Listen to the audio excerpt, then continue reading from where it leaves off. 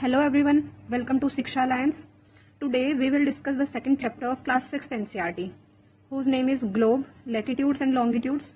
In this chapter we will cover the following topics: globe, axis and equator, latitudes, important parallels of latitudes, longitudes, prime meridian or Greenwich meridian, longitude and time, Indian standard meridian. So now we will discuss what is globe. In the earlier chapter, we have read that our planet Earth is not a sphere. Its shape is geoid, which is slightly flattened at the North Pole and South Pole and bulges in the middle. Previous chapter में हमने discuss किया था कि जो अर्थ की shape है वो spherical नहीं है, उसकी जो शेप है वो जियोइड कहलाती है, जो नॉर्थ और साउथ पोल से में फ्लैटन है और बल्ज है मिडिल में. Globe, a globe is a miniature form of the earth. जो ग्लोब है वो मिनिएचर फॉर्म है अर्थ का. With the help of the globe, you can see the entire Earth at a glance. On the globe, countries, continents and oceans are shown in their correct size. तो globe पे हम countries, continents और oceans को उनके correct size में locate कर सकते हैं. Globe is the true model of the earth. जो ग्लोब है वो ट्रू मॉडल है अर्थ का. You may see this. We will notice that a needle is fixed through the globe in a tilted manner, which is called its axis. 2 points on the globe through which the needle passes are 2 poles, that is North Pole and South Pole. So जो ये आप देख रहे हैं कि needle like structure है, ये north और साउथ पोल से जा रहा है. The globe move around this needle from west to east. ये जो ग्लोब है वो मूव करता है निडल के अराउंड वेस्ट से ईस्ट की डायरेक्शन में. In real terms, Earth has no such needle, but it is an imaginary line. तो रियल टर्म्स में क्या है कि ये निडल लाइक स्ट्रक्चर नहीं है, ये सिर्फ एक इमेजिनरी लाइन है जिसको हम इसकी एक्सिस बोलते हैं. Another imaginary circular line running through the middle of the globe divides the globe into 2 equal parts.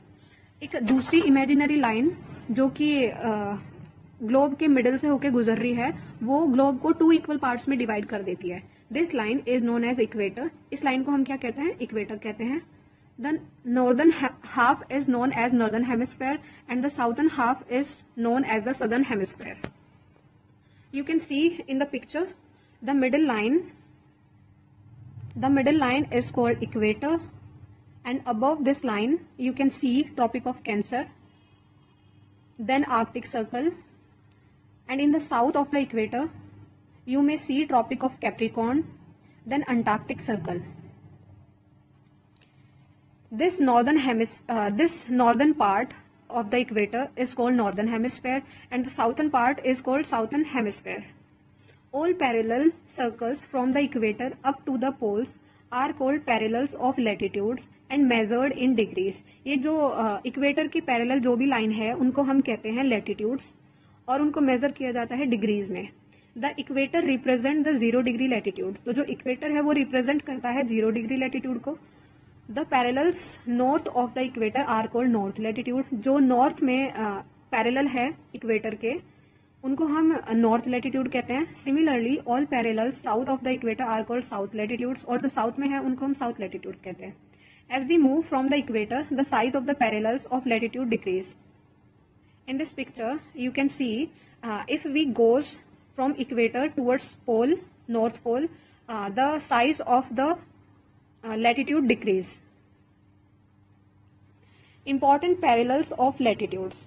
Besides the equator which shows 0 degree, the north pole which shows 90 degree north, the south pole which shows 90 degree south, there are 4 important parallels of latitude. तो equator, north pole, south pole से अलग भी हमारे latitudes है, जिसमें first है tropic of cancer जो कि शो करता है 23.5 degree north, tropic of capricorn 23.5 degree south, arctic circle 66.5 degree north, antarctic circle 66.5 degree south.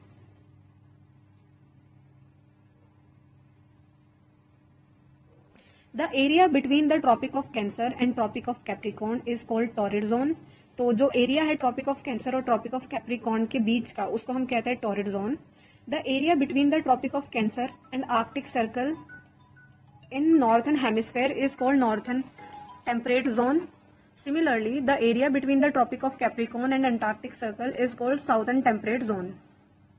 जो एरिया है ट्रॉपिक ऑफ कैंसर और आर्कटिक सर्कल के बीच का नॉर्थन हेमिस्फेयर में, उसको नॉर्दर्न टेम्परेट जोन बोलते हैं, और जो साउथ में है उसको साउथर्न टेम्परेट जोन बोलते हैं. The area between the arctic circle and north pole is a frigid zone and the area between antarctic circle and south pole is also a frigid zone. जो area है arctic circle और north pole के बीच का वो frigid zone है. अब हम रीजन जानेंगे कि फ्रीजिड है क्यों बोलते. The midday sun is exactly overhead at least once a year on all latitude in between the Tropic of Cancer and the Tropic of Capricorn. तो जो सन है वो ईयर में एक बार जो लेटीट्यूड पड़ते हैं, जैसे कि हमारा ट्रॉपिक ऑफ कैंसर हो गया, फिर इक्वेटर आता है, देन कैप्रिकॉर्न आता है, तो इनके बीच में ईयर में एक बार ओवरहेड जरूर रहता है. This area receives the maximum heat from the sun. ये जो एरिया है वो मैक्सिमम हीट रिसीव करता है सन से.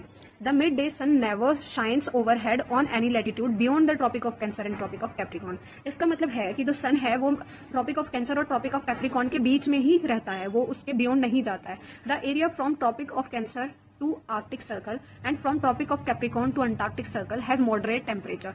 तो जो एरिया है ट्रॉपिक ऑफ कैंसर से आर्कटिक सर्कल के बीच और कैप्रिकॉर्न से हमारा अंटार्कटिक सर्कल के बीच, तो उनका जो टेम्परेचर रहता है वो मॉडरेट रहता है. क्यों? क्योंकि उसके बियॉन्ड नहीं जाता है सन. अब हम पढ़ेंगे the angle of the sun's rays goes on decreasing towards the poles, that means this area receives slanting rays. तो जो एरिया है above the arctic circle and antarctic circle, this area receives the slanting rays and the sun provides less heat to this area. जो sun है वो provide करता है less heat इस area के लिए. That's why this region is called frigid zone. तो इसी की वजह से इस एरिया को हम क्या कहते हैं? फ्रीजिड जोन कहते हैं. अब हम जानेंगे लॉन्गिट्यूड्स क्या होता है. अभी तक हमने पढ़ा लैटिट्यूड, अब हम पढ़ेंगे longitude. To fix the position of a place it is necessary to know something more than the latitude of that place. अगर हमें किसी प्लेस को लोकेट करना है ग्लोब पे, तो हम सिर्फ लैटिट्यूड से नहीं कर सकते, हमको एक और लाइन की जरूरत होगी. In order to locate any place precisely we must find out how far from east and west these places are from a given line of reference running from the north pole to the south pole. तो हमको एक और line की, मतलब हमारे पास जो latitude है वो हॉरिजॉन्टल लाइन है, अब हमको वर्टिकल लाइन की भी जरूरत होगी. These lines of references are called the meridians of longitudes. तो इन्हीं लाइन को, जो वर्टिकल लाइन होगी, उनको हम कहेंगे लॉन्गिट्यूड्स या फिर meridians of longitudes. You can see in this picture longitudes. These are longitudes. These are the vertical lines. Unlike parallels of latitude, all meridians are of equal length. जो हमारे latitude होते हैं उनके बीच में इक्वल गैप नहीं है, लेकिन हमारे जो लॉन्गिट्यूड है उनके बीच में इक्वल गैप है. We use to count meridians from the Greenwich meridian. अगर हम मेरिडियन को काउंट करना शुरू करेंगे तो हम ग्रीनविच मेरिडियन से करेंगे. This meridian is also called prime meridian. इस मेरिडियन को हम प्राइम मेरिडियन कहते हैं. Here British royal observatory is located. यहाँ पे हमारी क्या, ब्रिटिश की रॉयल ऑब्जर्वेटरी लोकेट करती है. Its value is 0 degree longitude. इसकी वैल्यू 0 डिग्री लॉन्गिट्यूड है. And from it we count 180 degree eastward as well as 180 degree westward. तो जब हम 0 डिग्री लॉन्गिट्यूड से काउंट करेंगे तो 80 डिग्री ईस्ट और 180 degree east and 180 degree west में हम काउंट करेंगे. The prime meridian and 180 degree meridian divide the earth into 2 equal halves, that is the eastern hemisphere and the western hemisphere. जिस तरीके से हमारा इक्वेटर जो था वो डिवाइड करता था नॉर्थ और साउथ हेमिस्फेयर में, उसी तरीके से हमारा जो प्राइम मेरिडियन है एंड 180 डिग्री मेरिडियन है वो डिवाइड करेगा ईस्ट और वेस्ट में. Now look at the grid. You can locate any point on the globe very easily if you know its latitude and longitude. अगर हमें किसी भी प्लेस का latitude और longitude पता हो तो हम ग्लोब में उसको लोकेट कर सकते हैं.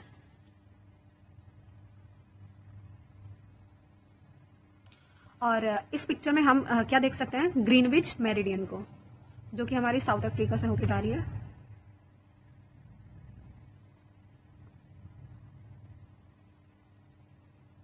Longitude and time. Now we will discuss longitude and time की हम टाइम का कैसे पता लगाते हैं.